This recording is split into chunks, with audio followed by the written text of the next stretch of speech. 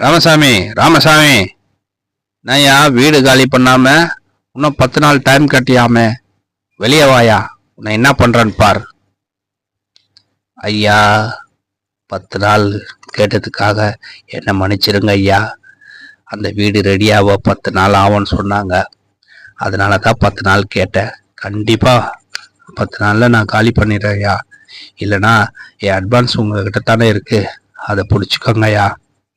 இந்த இவ்வளோ நாள் பொறுமையாக இருந்தீங்க, ஒரே ஒரு வாட்டி நீ இதே மாதிரி சொல்லினே இரு, நான் என்ன பண்ணுறேன்னு பார்க்குறேன். இவன் பின்னால் பேசுவான், ஒளிஞ்சிருந்து என்ன பேசுகிறான்னு பார்க்கலாம். அப்போவே உனக்கு பாடம் கற்பிப்போம், சரியா? ஏங்க, நமக்கு தான் வீடு கிடைச்சிச்சு, ஏங்க இன்னும் 10 நாள் டைம் கேட்டீங்க? அது ஒன்றும் இல்லைம்மா, நேற்று பரணியை க்ளீன் பண்ண போனேன்.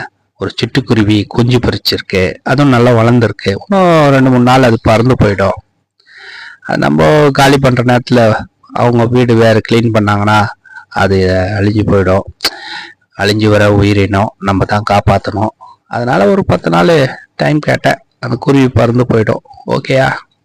இந்த நல்ல மனுஷனை பற்றி சரியாக தெரிஞ்சுக்காம தப்பாக பேசிட்டேமே, என்ன பண்ணுறது?